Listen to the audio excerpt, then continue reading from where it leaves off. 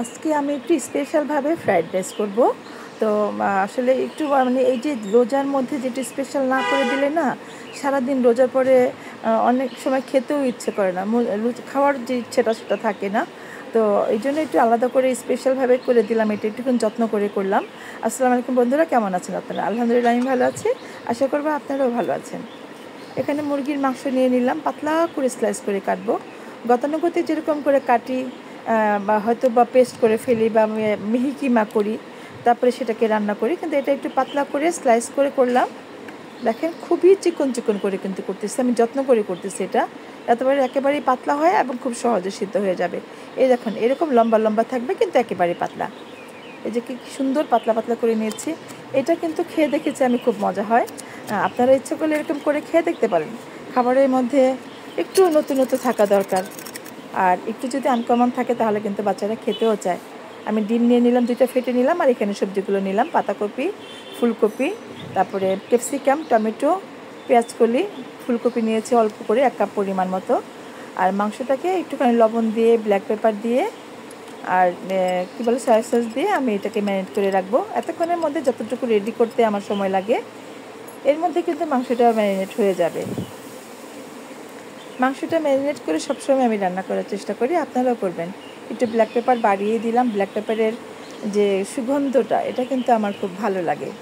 আমি ব্ল্যাক পেপারটা পছন্দ করি, যদি আপনারা পছন্দ না করেন সেক্ষেত্রে কম দিতে পারেন।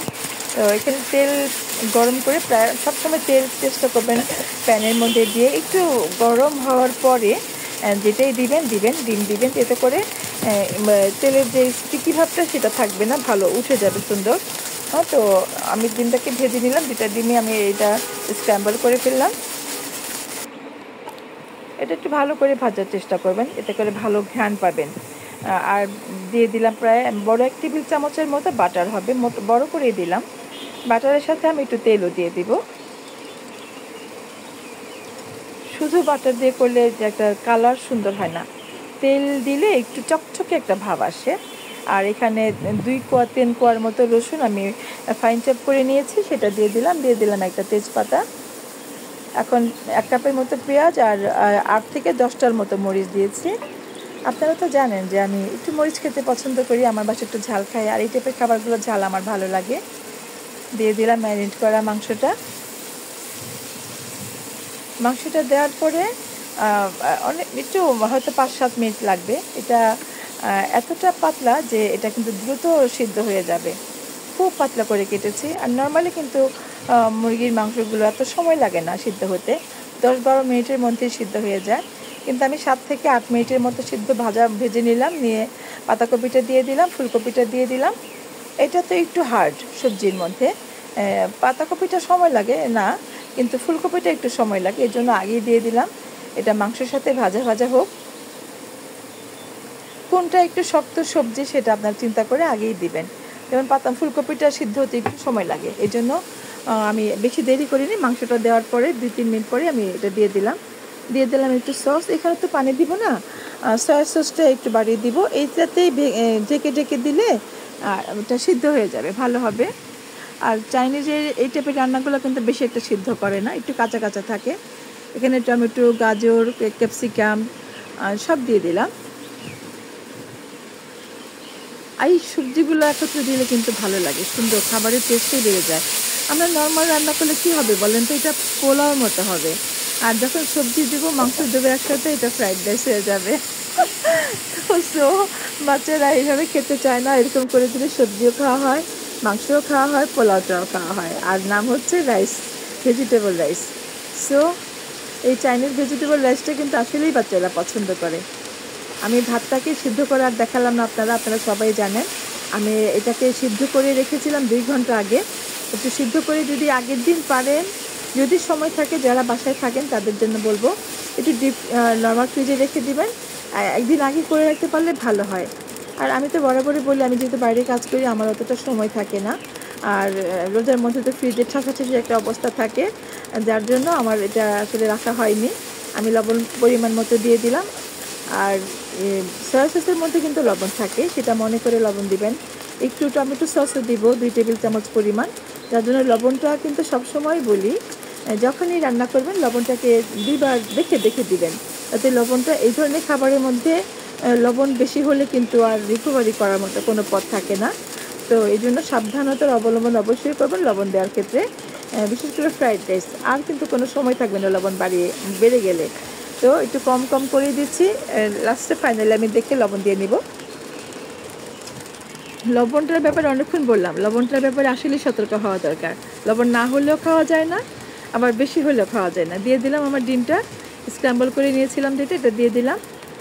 এখানে প্রায় কিন্তু হয়ে গেছে, 80% হয়ে গেছে। আর দেখেন কতটা ঝরঝরে ভাতটা। আর ফ্রাইড রাইস ঝরঝরেটাই কিন্তু ভালো লাগে, দলা পেকে গেলে কিন্তু আপনি ভালো লাগবে না। দিয়ে দিলাম আমি 2 টেবিল চামচের মতো টমেটো সস। টমেটো সসটা দিলে কালারটা সুন্দর হয়। আর আমি আরেক টেবিল চামচ সয়া সস দিলাম, আমার সয়া সসটা ভালো লাগে। আর সয়া সসটা টমেটো সসটা দিলে যে ফ্রাইড রাইসের যে একটা কালার, সেই কালারটা সুন্দর আসে। নাহলে তো সুন্দর কালারটা সুন্দর পাই না, যার জন্য আমি একটু সয়া সসটা 2 টেবিল চামচ ইউজ করলাম। আর এখানে আরেকটু ব্ল্যাক পেপার দিব। আমি আপনাদের সবসময় বলি যে ব্ল্যাক পেপারের ঝাল বা ব্ল্যাক পেপারের যে সুগন্ধ যেটা খুবই ভালো লাগে আমার। তো টোটাল মিলে হয়তো আমার হাফ চামচের মতো ব্ল্যাক পেপার দেওয়া হয়েছে। প্রথমে আমি 1/4 চামচের মতো দিয়েছিলাম, আবার 1/4 চামচের মতো দিলাম। ফাইনাল লুক দেখেন হয়ে গেছে কিন্তু আমার এটা। আমি কতটা ঝরঝরে দেখেন। আমি আরও 5 মিনিটের মতো ঢেকে রাখবো। এটা ভাপা যেটা বলে, ভাপ দেওয়ার মতো ওরকম ঢেকে রাখবো 5 মিনিটের মতো। তারপর এটাকে আমি সার্ভ করে নেব। বন্ধুরা, আপনারা যারা দেখলেন, আমি কিন্তু খুলে খুলে অনেকগুলো কথা বলেছি। প্লিজ আমাকে একটু সাবস্ক্রাইব করে দিবেন, পাশে থাকা বেল আইকনটি প্রেস করে দিবেন, যাতে যখনই আমি নতুন নতুন ভিডিও আপলোড করবো সেটার নোটিফিকেশন সবার আগে আপনি পেয়ে যাবেন। ভালো লাগলে লাইক কমেন্ট করে রাখবেন, একটু শেয়ার দিয়ে রাখেন। সবসময় কিন্তু সব রান্না হাজার হাজার রান্নার মধ্যে খুঁজে পাওয়া যায় না। যদি মনে করেন ভালো হয়েছে তাহলে একটু শেয়ার দিয়ে রাখবেন। ভালো করে বুঝিয়ে বলেছি, যারা নতুন তাদের জন্য খুব উপকার আসবে, যারা পুরাতন তারা তো জানেন কীভাবে করতে হয়। তো আমি এখানে ঢেলে নিলাম, দেখেন আমার বলে ঢেলে নিলাম কতটা ঝরঝরে। আর ফ্রাইড রাইসটা বিশেষ করে আমার ঝরঝরে ভালো লাগে, যেন গলে না যায়, তাহলে আমি খুব সাবধানে থাকি এই রান্নাটার ব্যাপারে। দেখেন কত সুন্দর হয়েছে। আপনারাও একটু ছোট্ট করে কমেন্ট করে বলবেন কেমন হয়েছিল আপনারা রান্না করে, বা কেমন লাগছে একটু জানাবেন। আপনাদের কমেন্ট পড়ার জন্য কিন্তু আমি অপেক্ষায় থাকি, এবং চেষ্টা করি যে হয়তো 2-1টা স্কিপ হয়ে যায়, আমি প্রত্যেকটা কেমন কমেন্টের অ্যান্সার করার। ফাইনাল লুকটা দেখেন কত সুন্দর হয়েছে। আমার তো ভালোই লাগছে, আপনাদের কেমন লাগছে? তো যারা এতক্ষণ ভিডিওটি দেখলেন, সাথে ছিলেন, সবাইকে অনেক অনেক ধন্যবাদ ভালোবাসা দিয়ে আজকের মতো বিদায় নিচ্ছি। দেখা হবে আবার নতুন কোনো রেসিপি নিয়ে। সেই পর্যন্ত আপনারা সবাই ভালো থাকেন। আল্লাহ হাফেজ।